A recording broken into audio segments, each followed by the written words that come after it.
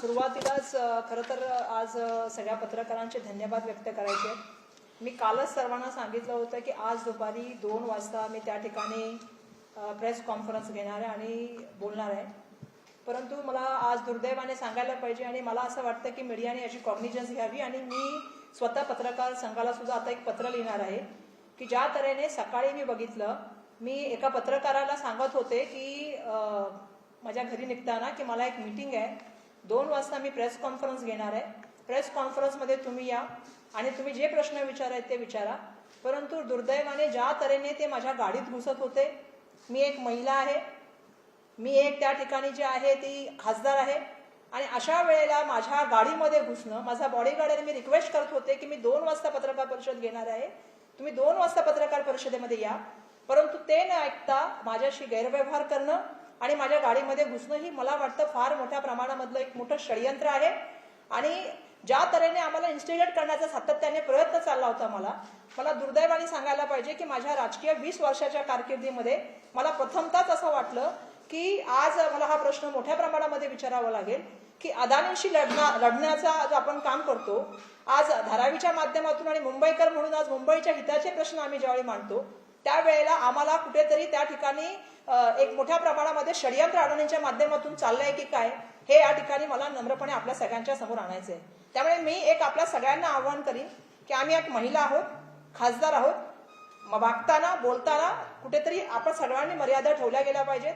आम्ही सातत्याने पत्रकारांशी तुमच्याशी बोलतो, तुम्हालाही सगळ्यांना माहिती आहे, ज्या ठिकाणी पत्रकार मला भेटतात त्या ठिकाणी पत्रकारांशी मी बोलते. आम्ही रस्ते असेल किंवा बाहेर असेल किंवा ऑफिस असेल किंवा पत्रकार परिषद असेल, याच्या माध्यमातून आपण सातत्याने आपल्याशी वार्तालाप करत असतो. परंतु दुर्दैवाने आज माझ्याशी जो व्यवहार झाला, याच्या संदर्भामध्ये मी पत्रकार संघाशी सुद्धा या विषयावर बोलणार आहे आणि त्यांना पत्र लिहिणार आहे. परंतु हे योग्य नाही, कुठल्याही पक्षाच्या महिलेशी अशा तऱ्हेने वागणं हे गैर आहे असं माझं या ठिकाणी सांगणं आहे. आणि मोठ्या प्रमाणामध्ये याच्या मागचं कारणच मुळात आपल्याला जर बघितलं तर असे दिसेल की याच्या मागे काही जे आहेत ते अदानींचे एजंट आहेत. काल एका भाजपाच्या नेत्यांनी जे आहे ती पत्रकार परिषद घेतली. काही पत्रकारांना सुद्धा माझं नम्रपणे आव्हान आहे की आपण भाजपाचे आणि अडाणींचे एजंट असल्याची भूमिका करू नका आणि मोठ्या प्रमाणामध्ये षडयंत्र रचण्याचं काम करू नका. हा सगळ्यात मोठा खेळ जो आहे तो मुंबईला विकण्याचा, त्या ठिकाणी मुंबईकरांच्या आयुष्याशी खेळण्याचा मोठ्या प्रमाणामधला निर्णय असं मला वाटतं. मागील काळामध्ये ज्या कॅबिनेट घेतल्या गेल्या, त्या कॅबिनेट फक्त अदानींसाठी घेतल्या गेल्या का, हा सुद्धा मला त्या ठिकाणी एक प्रश्न विचारावा लागेल. आज आपल्याला माहिती आहे की मुंबई शहरामध्ये एक मोठा स्कॅम चालू आहे, जो मला वाटतं जगाच्या एवढा मोठा स्कॅम चालू आहे. मुंबईमधल्या मोक्याच्या जागा धारावी प्रकल्पाच्या नावाखाली एका माणसाला देण्याचं काम राज्य सरकार आणि केंद्र सरकारच्या मदतीने चाललेलं आहे. मी आशिष शेलारांनी काल पत्रकार परिषदेमध्ये काही प्रश्न विचारले, मी सुद्धा त्यांना आज काही प्रश्न विचारणार आहेत. त्यांनी एक ठिकाणी सांगितलं की एवढे लोक जाणार आहेत का, वर्षा गायकवाड कसं सांगतात. मला आशिषना शेलारांना सांगायचंय की तुमची भूमिका आहे गरीब हटाव, धारावी मिटाव आणि त्या ठिकाणी अडाणी सिटी बनाव. पण आमची भूमिका आहे मुंबई बचाव, धारावीला बसाव आणि त्या ठिकाणी गरीब माणसाच्या हक्कासाठी लढण्याचं काम येणाऱ्या काळामध्ये आम्ही सगळेजण करणार आहेत. खरं तर हे जे प्रश्न त्यांनी विचारले, माझा महत्वाचा प्रश्न त्यांना हा आहे की त्यांनी धारावीबद्दल अभ्यास केलाय का. मी सातत्याने विधिमंडळामध्ये मुख्यमंत्री असतील, उपमुख्यमंत्री महोदय असतील यांच्यासमोर प्रश्न मांडते, त्यांच्या माध्यमातून मला कुठलंच उत्तर प्राप्त झालेलं नाहीये. आणि आता त्यांनी मला प्रश्न विचारला की 7 लाख लोक बाहेर कसे जाणार आहेत. त्यांना कदाचित माहीत नसेल की त्यांनीच निर्माण केलेल्या टेंडर डॉक्युमेंटमध्ये जे आहे ते 7 लाख लोकांचं त्या ठिकाणी जे आहे ते उल्लेख आहे आणि त्यांना त्याची कदाचित माहितीच नसावी. त्यांनी थोडी माहिती घ्यावी असं मला त्या ठिकाणी त्यांना सांगायचं आहे. खरं धारावीचा प्रोजेक्ट हा इन सिटो प्रोजेक्ट आहे, म्हणजे प्रत्येकाला धारावीमध्येच बसवलं पाहिजे, ही त्या प्रोजेक्टच्या मागची संकल्पना आहे. मग मला कळत नाही, देवनारची 125 एकर जमीन, मदर डेअरी, त्या ठिकाणी जे आहे ते मड मालवणची जमीन, जकात नाके, डम्पिंग ग्राउंड आणि सॉल्ट प्लॅन लँड, या जवळपास 1000 एकरच्या वरच्या जमिनी धारावीच्या नावावरती कशासाठी घेण्याचं चाललेलं आहे. जर आपण सांगतोय की धारावीच्या माणसांना, धारावीचे त्यांनी काल सांगितलं, तर मला सांगा धारावीच्या नावावर या जमिनी कशासाठी चालल्यात. काल परवा मी मुलुंडला होते, मला मड आणि त्या ठिकाणच्या लोकांचा मला फोन आला, मला म्हणाले की ताई आमच्या जमिनीवरती तिथे कोळी बांधव आहेत, आगरी बांधव आहेत, तिकडे मुलुंडचे लोक मोर्चे काढतात, भाजपाचे काही नेते त्यांच्यामध्ये सुद्धा सामील होत आहेत. त्यांच्यावर आम्ही जाऊन सांगितलं की मुंबईकर म्हणून आपण सगळ्यांनी एक असलं पाहिजे, धारावीची जनतेची इच्छा आहे धारावीमध्ये घर मिळण्याची. मग ह्या जमिनी ज्या चाललेल्या आहेत त्या ठिकाणी तुम्हाला पुनर्वसन मिळावं, तुमचे प्रोजेक्ट जे आहेत जसं मुलुंडवाल्याचं म्हणणं होतं की आमचं हॉस्पिटल व्हावं किंवा आमच्यासाठी बाकीच्या व्यवस्थापन व्हावं, तर आम्ही त्याच्यामध्ये तुमच्या बरोबर आहोत. तर ही प्रश्न यासाठी मी विचारते की धारावीच्या नावाखाली एक मोठा लँडचा जो आहे तो मोठा स्कॅमच्या ठिकाणी चालू आहे आणि ज्या ज्या वेळेला आपण त्यांच्याबद्दल प्रश्न विचारतो त्या वेळेला मी मागच्या वेळेला सुद्धा मुख्यमंत्री आणि उपमुख्यमंत्री महोदयांना विचारलं होतं की ज्या नगरविकास खात्याचे मुख्यमंत्री महोदय जे आहेत ते मंत्री आहेत त्या खात्याचं त्या फाईलवरती म्हणणं काय. दोनदा ती फाईल गेली. टीडीआर बाबतीत पॉलिसी बाबतीत त्या खात्याचं म्हणणं काय होतं. त्यांचं म्हणणं असं होतं की मुंबईच्या बाबतीमध्ये एक टीडीआर आणि बाकीच्या बाबतीमध्ये वेगळा टीडीआर करता येणार नाही. विभागाचं मत वेगळं असताना देशाच्या पंतप्रधानांची भेट झाली आणि देशाच्या पंतप्रधानांची भेट झाल्यानंतर ती फाईल साईन केली गेली. हा कोणाच्या सांगावरून हे सगळं चाललेलं आहे. दुसरा सगळ्यात महत्वाचा प्रश्न मला या सांगायचा या ठिकाणी आपल्या सगळ्यांना की पहिल्यांदा असं झालंय की एक एसपीयू बनवलाय ज्याच्यामध्ये जे आहे ते 40% जे आहे ते शेअर जे आहे ते टीडीआर जो आहे तो अदानींना मिळणार आहे. त्याच्यामधला सगळी मोनोपोलीचा पहिला टीडीआर मुंबईमधल्या बाकीच्या विकासकांना त्या ठिकाणी करण्याचा निर्णय घेतलेला आहे. हा सुद्धा निर्णय आम्हाला वाटतं की कशासाठी केलेला आहे. जी मुंबईची विकास नियमावली बनवली त्याच्यामध्ये 3,500 कोटी रुपये धारावीसाठी जमा केले. ते त्यासाठी जमा केले पण ते सुद्धा कुठे आहेत. तो निधी सुद्धा वापस ती योजना सुद्धा बंद केली. कोणासाठी. अदानीसाठी. आज जो सर्वे चाललाय ज्या सर्वेच्या बाबतीत ते बोलतात की सर्वे नाहीये, सर्वे झाला नाही तर 7 लाख लोक ताई कशा म्हणतात. तर 7 लाखाची संख्या तुम्हीच दिली टेंडरमध्ये आणि जो सर्वे झालाय ज्याचा स्थानिक लोकांचा विरोध आहे त्या स्थानिक लोकांचा विरोध यासाठी आहे की कुठल्याही सर्वे जो असतो तो सरकारी यंत्रणा करत असते. पहिल्यांदा आम्ही बघतोय की सर्वे DRPPL नावाची प्रायव्हेट लिमिटेड कंपनी करते ज्याच्यामध्ये 80% शेअर अडाणींचे आहेत आणि 20% शेअर राज्य सरकारचे आहेत. त्यांच्यावर कोण भरोसा देणार. कारण त्यांच्याबरोबर फिरणारी मंडळी ही मोठ्या प्रमाणामध्ये पोलीस आहेत, गुंड आहेत आणि त्या ठिकाणी जी आहे ती असलेली मंडळी एन्काउंटर स्पेशलिस्ट आहेत. म्हणजे कोणाला घाबरवण्याचं काम या ठिकाणी चाललेलं आहे. आणि आज सुद्धा सकाळी मी बघितलं ज्या तऱ्हेने माझ्याशी वागणूक केली गेली. काय चाललंय हे. महाराष्ट्राच्या इतिहासामध्ये कधीही असं होत नव्हतं आणि हे मोठ्या प्रमाणामध्ये षडयंत्र आहे. आणि या षडयंत्राला आम्ही सातत्याने वाचा फोडलेली आहे की महाराष्ट्रामधला आणि जगामधला मोठा लँडस्केप जर आता चालला असेल तर तो हा लँडस्केप आहे ज्याच्यासाठी सगळ्या कॅबिनेट घेतल्या गेल्या, ज्याच्यासाठी सगळे निगम धाब्यावर बसवले गेले आणि त्या माध्यमातून एका मोठ्या माणसाला मदत करण्यासाठी एक षडयंत्र रचलं जाते आणि त्याच्यामध्ये जे आहे त्या लोकप्रतिनिधींना तिथल्या असलेल्या सर्वांना जे आहे ते वेगळ्या तऱ्हेने वागणूक देण्याचं काम झालेलं आहे. मी फर्स्ट टाइम आज बोललेले आहे की मला पत्रकारांबद्दल नितांत आदर आहे. पत्रकारितेवर माझा पूर्ण विश्वास आहे. समाजाचा राजकारणाचा दर्पण म्हणून त्यांच्याकडे बघितलं जातं. पण दुर्दैवाने आज मला असं वाटलं की त्या मोठ्या प्रमाणामध्ये आपल्याबद्दल एक षडयंत्र निर्माण करून कशा तऱ्हेने एक आपल्याशी कसं वागणूक केली जाते एका महिलेशी हे मी आज पहिल्यांदा बघितलं ज्याच्याबद्दल मी या ठिकाणी खेद व्यक्त करते. तुम्ही पहले बोला मैं बोलते. एक निवडणूक का है हमारा. पहले तो चुनाव आयोग के बारे में हम लोग ये कहना चाहेंगे कि कुछ ऐसी घटनाएं आई हैं जो पूरी तरह से महाराष्ट्र के इस चुनाव को चिंता का विषय बनाने की लोकतंत्र के लिए सामने आई. आज महाविकास आघाड़ी का एक शिष्टमंडल प्रतिनिधि मंडल चुनाव अधिकारी से मिला है और उन्होंने चिंता व्यक्त की है. सभी लोग सभी विपक्ष इसके बारे में चिंता व्यक्त कर रहा है कि ये क्या निष्पक्ष रूप से चुनाव होंगे या नहीं होंगे.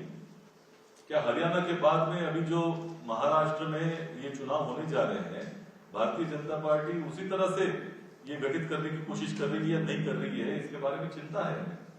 क्योंकि चिखली जो विधानसभा कॉन्स्टिट्यूंसी है उसमें फॉर्म 7 आखिरी मौके पर इस तरह से भरे गए हैं कि जहां कांग्रेस महाविकास आघाड़ी का जो मतदाता है वो ये है कि जो दलित पीड़ित शोषित गरीब समाज का है जिसमें मागासवर्गीय समाज है, आदिवासी है या मुस्लिम है, माइनॉरिटी से जो मतदाता है, इनके नाम वहां से डिलीट करने की कोशिश की जा रही है फॉर्म 7 भर के. और इसके बारे में पूरी तरह से एक बड़ा षड्यंत्र है और जो पूरे महाराष्ट्र में अपनाया जाने वाला है. पालघर का ऐसा कौन सा व्यक्ति है हम ये पूछना चाहते हैं जिसकी एक महारत उसने हासिल की है ऐसे जो षड्यंत्र में. और भारतीय जनता पार्टी और जो ये शिंदे गुट है उसके पीछे खड़ा हुआ है. तो ऐसे ये सभी मुद्दे जो है बहुत ही गंभीर है. ये आपने देखा होगा कि महीना भर चुनाव आगे बढ़ गए और अभी जो वर्षाताई भी कह रही है 1080 एकड़ जमीन ये अदानी के पास पहुंच चुकी है. ये चुनाव 1 महीना आगे बढ़ाने की वजह से बहुत सारे जमीनियों के जो हस्तांतरण, सरकारी जमीनों के हस्तांतरण भारतीय जनता पार्टी और शिवसेना के नेताओं के पास पहुंच चुके हैं। ऐसे निर्णय लिए जा चुके हैं कि ये 15 अक्टूबर में 3:30 बजे प्रेस कॉन्फ्रेंस होती है और उसके बाद में 359 निर्णय हो जाते हैं और फिर वेबसाइट के ऊपर वो जो जीआर पहुंच जाते हैं तो उसके बारे में कोई आपत्ति जताता है तो वो सिर्फ ऊपर से वेबसाइट के ऊपर से निकाले जाते हैं, लेकिन वो निर्णय रद्द हुए या नहीं हुए इसके बारे में नहीं बताया जाता। क्या चुनाव आयोग की सहमति थी इसके बारे में? क्योंकि चुनाव आयोग की सहमति ये पूरी तरह से आवश्यक होती है चुनाव डिक्लेयर होने के बाद, आचार संहिता लागू होने के बाद। तो बहुत सारे गंभीर मुद्दे हमारे सामने हैं और जो ये अभी चिकली मॉडल है ये पूरे महाराष्ट्र में, मुंबई के 36 विधानसभाओं में अपनाया जाएगा, ये आशंका हम लोग का संदेह है।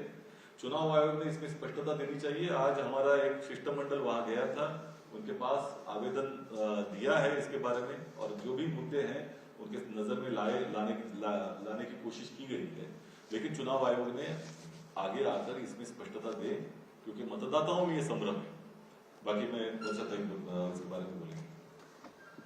मैं आप सबका स्वागत करती हूँ और मैं शुरुआत में जैसे मैंने मराठी में बताया, आज सुबह मेरे साथ एक इंसिडेंस हुआ। जब मैं निकली घर से तो मैं ये कहना चाहती हूँ कि जिस तरह से मैंने पत्रकार को कहा कि 2 बजे मेरा प्रेस कॉन्फ्रेंस है, आप प्रेस कॉन्फ्रेंस में आइए, मैं आपके सवालों के जवाब दूंगी, लेकिन जिस तरह से मेरे गाड़ी में घुसने की बात हुई, मैं एक महिला हूँ, मैं एक खासदार हूँ, मेरी एक प्राइवेसी है। मैंने जब आपको रिक्वेस्ट कर दी कि मैं 2 बजे प्रेस कॉन्फ्रेंस देने वाली हूँ और आप सभी मुंबई के, महाराष्ट्र के पत्रकार अच्छे से जानते हैं कि जो भी मुझे मिलता है, जहां भी मुझे मिलता है, मैं जितना हो सकता है उससे बात करती हूँ, मैं अपना ओपिनियन बहुत फ्री फ्रैंकली रखती हूँ, लेकिन जिस तरह से मेरे साथ आज बिहेवियर हो गया, मुझे कहीं ना कहीं इस बात का खेद है। मैं पत्रकार संघ को भी इस बारे में पत्र लिखने वाली हूँ क्योंकि मुझे ऐसा लगता है कि कई किसी जगह पे कई मर्यादा होती है जिसका उल्लंघन नहीं होना चाहिए, चाहे हमारी तरफ से हो या चाहे आपकी तरफ से हो। हम पत्रकारों का बहुत रिस्पेक्ट करते हैं क्योंकि आप समाज का और राजनीति का दर्पण होते हैं। मैं ये अपेक्षा करती हूँ कि मैं बिल्कुल 20 साल की राजनीति में ये पहली बार कर रही हूँ कि जिस तरह से मेरे साथ आज डिसरिस्पेक्टफुल बिहेवियर था, जिस तरह से प्रोवोकिंग बिहेवियर था, वो सही नहीं है। मैं सभी से यही कहना चाहूंगी कि हम अडानी के साथ लड़ते हैं तो बहुत बड़ा षड्यंत्र हमारे खिलाफ लोग करते हैं, लेकिन इस षड्यंत्र के खिलाफ लड़ने का काम हम आने वाले दिनों में भी करेंगे क्योंकि आप सबको पता है, जितने महाराष्ट्र के पत्रकार हैं उनको सबको पता है कि मैं अपनी भूमिका बहुत स्पष्ट रूप से रखती हूँ और जो भूमिका मेरी आज है, मैं आज भी वही कहना चाहती हूँ कि कल भी मैंने देखा कि एक भाजपा के नेता ने पत्रकार परिषद ली और कहीं ना कहीं भाजपा के नेता अभी अडानी के एजेंट बन के बात कर रहे हैं क्या, ये भी मुझे पूछना पड़ेगा इस पत्रकार परिषद के माध्यम से। आज जनता को सवाल के जवाब देने पड़ेंगे। आज मुंबई के बारे में मैं बात कर रही हूँ, मुंबई के सबसे और देश के सबसे और दुनिया के सबसे लार्जेस्ट लैंड स्कैम की मैं बात कर रही हूँ। आज हम देख रहे हैं कि सॉल्ट प्लांट लैंड ओपन हो गई सबके लिए। आज हम देख रहे हैं नॉन डेवलपमेंट जोन ओपन किए जा रहे हैं एक आदमी के लिए। क्या चल रहा है इस देश में? इस देश में राज्य में कैबिनेट होती है तो कैबिनेट में जमीनों के निर्णय होते हैं। जैसा सचिन सावंत जी ने कहा, बिल्कुल सही बात कही है कि पूरी तरह से अगर आप पिछला जो देखोगे आप कैबिनेट के निर्णय, वो किसी एक आदमी के लिए निर्णय लेने का काम होता है और वही आदमी षड्यंत्र करके भेजता है लोगों को और वो करने का काम होता है। लेकिन हम लड़ने का काम करेंगे, मुंबई की आवाज बनाने का काम करेंगे क्योंकि गरीबों को हटाओ, धारावी को मिटाओ और अडानी की सिटी बनाओ, ये भाजपा का सपना होगा, राज्य सरकार का सपना होगा। हमारा सपना यही रहेगा कि मुंबई को बचाओ, धारावी को बचाओ और जिस तरह से ये जो अमीर लोग बैठ के ये सत्ता का दुरुपयोग किया जाता है, जैसे आशीष शेलार जी ने कल सवाल पूछे, मैं उनको आज सवाल पूछना चाहती हूँ। उन्होंने चैलेंज दिया, मैं आज उनको चैलेंज देना चाहती हूँ। आ जाइए आप भी सामने और मैं भी सामने आके आपसे बात करना चाहती हूँ। आप क्या बात कर रहे हो? आप कहते हो कि धारावी के लोगों को बाहर नहीं भेजा जाएगा, तो फिर ये 1000 एकड़ जमीन ली की है आपने। अगर आप बाहर भेजना नहीं चाहते, आपने मालवनी की जमीन ले ली, मड़ की जमीन दे दी, देवनार की जमीन दे दी, सॉल्ट प्लांट लैंड दे दी, मुलुंड की जमीन दे दी। क्या चल रहा है? मदर डेयरी दे दी, 25% डंपिंग ग्राउंड दे दिया, जबकि डीआरपी के टेंडर में, डीआरपी के डॉक्यूमेंटेशन में इसका कोई उल्लेख ही नहीं है जमीनों का। तो आपने किसके कहने पे जमीन दे दी और क्यों दे दी राज्य सरकार की मुंबई की जमीन जो हक की मुंबई की थी? आज मुलुंड के लोग कह रहे हैं हमारी जमीन है, आज मालवनी के लोग कह रहे हैं हमारी जमीन है, कुर्ला के लोग कह रहे हैं हमको गार्डन बना के चाहिए। क्या चल रहा है? वो डंपिंग ग्राउंड में सब आपको मालूम है गैस निकलता है, सब जुडिस मैटर है। तो आपने देवनार की जमीन देने का निर्णय कैसे ले लिया? आपने सॉल्ट प्लांट लैंड का जमीन देने का निर्णय कैसे लिया? आप 250, 150 एकड़ जमीन दिए जा रहे कैबिनेट में। ऐसा चलता है कि लास्ट कैबिनेट में निर्णय लेना? मेरा उनसे सवाल है, पहला तो एक तो ये विनाश मॉडल है उनका जो चल रहा है मुंबईकर के लिए, और ये मुंबई बन के हम ये सवाल आज उनसे पूछना चाहते हैं धारावी के माध्यम से। पहला तो मेरा इनका कहना है कि उनको एफएसआई में कितना मिला है, रियाब में, और इसमें कितना मिला है, एक बार वो हमको, क्योंकि मैंने उप मुख्यमंत्री महोदय का सवाल पूछा है, मुख्यमंत्री को सवाल पूछा है, अभी तक मुझे इसका जवाब नहीं मिला है। उनको कितना सेलेबल एरिया मिलने वाला है बताइए, जवाब दीजिए। उसका भी जवाब वो नहीं दे रहे। अब सबसे बड़ी बात है कि वो कह रहे कि किसी को स्थानांतरित नहीं करेंगे।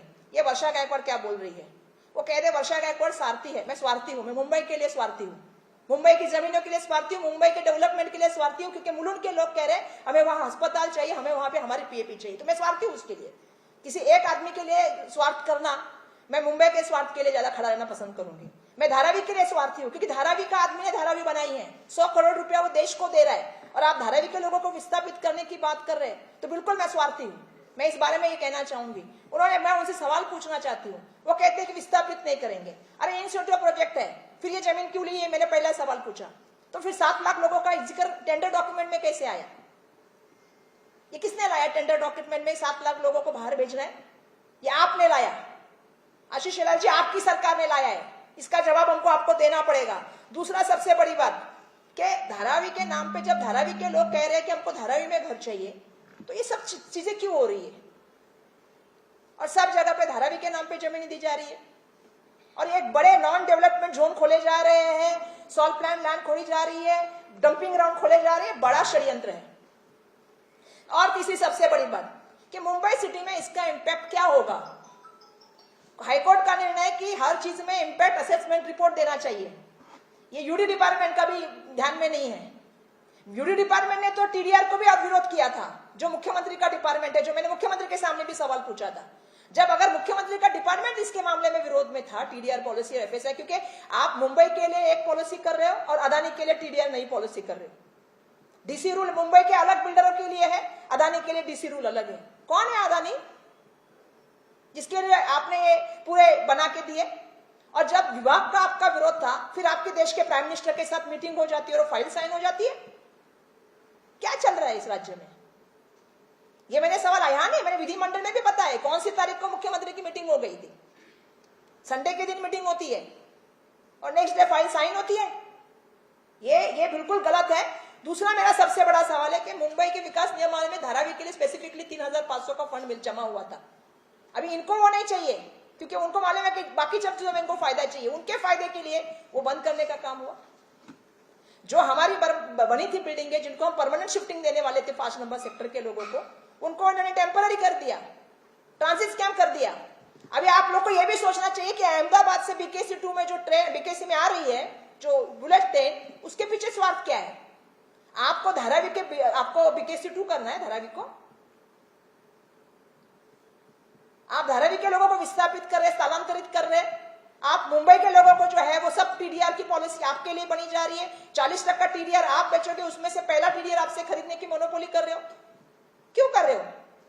जिस सर्वे की बात आशीष शेलार जी कर रहे हैं, वो सर्वे कौन कर रहा है? जो भी सर्वे होता है वो सरकारी अथॉरिटी से होता है। ये सर्वे कौन कर रहा है? एक डीआरपीपीएल नाम की प्राइवेट लिमिटेड कंपनी कर रही है, जिसमें गुंडे चल रहे, पुलिस चल रहे और प्राइवेट लोग चल रहे। इस पे हम भरोसा कैसे करें? वहां के लोग तो बहुत अगेंस्ट में है इसके, और मैं देख रही हूं उसके माध्यम से भी प्रचार प्रसार करने का काम चालू है। बेसिकली वो बंद होना चाहिए, हमने इलेक्शन कमीशन को बोला है। तो एक आदमी के लिए, जिसके लिए पूरी पॉलिसी चेंज होती है, जिसके लिए जमीन का बड़ा घोटाला होता है, और वो आदमी को फायदा दिलाया जाता है, और मुंबई के लोगों को विस्थापित करने की बात हो रही है। मुंबई में जगह जगह पे अपनी जो है वो अलग चीज करने की बात हो रही है। और मुझे ये बताना पड़ेगा, ये बहुत बड़ा षड्यंत्र है, और इस षड्यंत्र में मुंबई को बचाना है तो हम सबको साथ में मिलकर आना पड़ेगा। यही मुझे सबसे कहना है। अगर आशीष शेलार जी इस चैलेंज को दे रहे हैं तो उनको भी मैं चैलेंज दे रही हूँ। आके बैठ जाइए, एक जगह बैठ के हम दोनों बात करते हैं। आप आशीष शेलार को लेकर हमला बोल रही हैं, अडानी को लेकर हमला बोल रही हैं। आपकी जो पार्टी के नेता है पवन खेड़ा, उन्होंने कहा कि महाराज करोड़ का जो है घोटाला हुआ है। एमएसआरडीसी जो सड़क निर्माण कंपनी है, और उसके नियमों में लगातार जो है बदलाव किए गए, और इस तरीके से 10,000 करोड़ का घोटाला किया गया। पवन खेड़ा का ये आरोप है। पवन खेड़ा ये कह रहे हैं कि पहले जो है वो डी कंपनी हुआ करती थी मुंबई में और पूरे महाराष्ट्र में, और लेकिन अब जो है मोदी शाह के टाइम में डी कंपनी है, और तमाम तरह के जो है घोटाले किए जा रहे हैं। आपको मालूम नहीं है एमएसआरडीसी में क्या हो रहा है? एमएसआरडीसी के नाम पे एक लैंड दी गई भाई साहब, बीकेसी में, जो उनकी लैंड भी नहीं थी, वो लैंड तो म्हाड़ा की थी। फिर एमएसआरडीसी ने उसमें निर्णय क्यों लिया? एमएसआरडीसी के विभाग के प्रमुख कौन है? तो पवन खेड़ा जी कौन सा गलत इल्जाम लगा रहे? मैं तो मुंबई का एग्जांपल दे दिया आपको। जमीन तो किधर है? बीकेसी के बाजू में है ना, सीलिंग से आते ही बाजू में है, काम चल रहा है, आपको भी पता है। तो बिल्कुल समाजवादी पार्टी देश कौन चला रहा है, राज्य कौन चला रहा है? राज्य की सरकार चला रही थी या कोई और चला रहा था? कैबिनेट में निर्णय किसके हित के होने चाहिए? लास्ट कैबिनेट आप ले रहे हो तो किसकी चीज होनी चाहिए? आप लास्ट के लास्ट कैबिनेट में देवनार की जमीन दे रहे हो 125 एकड़ की, बराबर है ना? उससे पहले वाले कैबिनेट में आप मालवनी की जमीन दे रहे हो, उससे पहले वाले कैबिनेट में आप 256 एकड़ दे रहे हो। क्यों दे रहे हो? आप तो बोल रहे धारावी को पारा नहीं कर रहे, तो फिर किसके नाम पे जमीन क्यों जा रही है? तो ये बहुत बड़ा षड्यंत्र है। और जो मैंने आज एक्सपीरियंस किया, मैं 3 दिन से एक्सपीरियंस कर रही हूं, मुझे ये कहना पड़ेगा कि आप सबको पता है कि वर्षा गायकवाड़ कैसी है। आप सब पत्रकार मुझे अच्छे से पहचानते हो। मैं आज बोलना नहीं चाहती हूँ किसी चैनल का नाम, लेकिन जिस तरह से आज मेरे से व्यवहार हुआ, किसी भी महिला लोकप्रतिनिधि से ऐसा व्यवहार होना नहीं चाहिए। आप पूछ सकते हो, आपका ओपिनियन, आप बाइट मांग सकते हो, बिल्कुल आपका अधिकार है, देना नहीं देना हमें जहां ओपिनियन देना है हम अपना ओपिनियन देते हैं, लेकिन आप हमारे गाड़ी में घुसोगे। मैं तो आज पत्रकार संघ को लिखने वाली हूँ और आप ये करोगे तो ये सही नहीं है। हाँ, ते पण करू आपण। एक सवाल अब्बास को लेकर भी उन्होंने कुछ दिनों पहले अपने ट्विटर हैंडल पर नाराजगी व्यक्त की थी और ये कहा था कि महाविकास आघाड़ी में उनको जो है उनकी राय नहीं ली जाती है, सीटों के बंटवारे को लेकर उनका ओपिनियन नहीं लिया जाता है, बार-बार उनको दरकिनार किया जाता है। नहीं, मेरी उनसे अच्छी बातचीत है, मेरी बात उनसे हमेशा होती रहती है और वो उनके साथ हमारी कम्युनिकेशन अच्छा है। महाराष्ट्र में भी अच्छा है, मुंबई में भी अच्छा है, तो मुझे लगता है अच्छा होगा हमारा जो भी होगा। पवार साहब को लेकर एक सवाल है। 2 महीने पहले उनको Z+ सिक्योरिटी दी गई थी, लेकिन उन्होंने लेने से मना कर दिया था। लेकिन जिस तरीके से बाबा सिद्दीकी की हत्या हुई, तो ये कहा जा रहा है कि एक बार फिर Z सिक्योरिटी का जो प्रस्ताव है उनके पास रखा जाएगा। अरे बाबा, सत्ता पक्ष के डीसीएम के नजदीक के आदमी को सुरक्षा की बात हम कर रहे हैं। उनके लड़के, मैं ये तो हमारे सचिन सावंत जी बात करने वाले, कि उन्होंने कहा कि न्याय चाहिए। किससे न्याय चाहिए? मतलब सरकार कितना फेलियर है सोचिए। वही तो, किससे मांगा है न्याय? सरकार के सबसे, डीसीएम के सबसे नजदीक वाले आदमी को गोली लगती है, वापस भाईकाला में भी वैसी ही घटना होती है, तो न्याय किससे चाहिए उनको?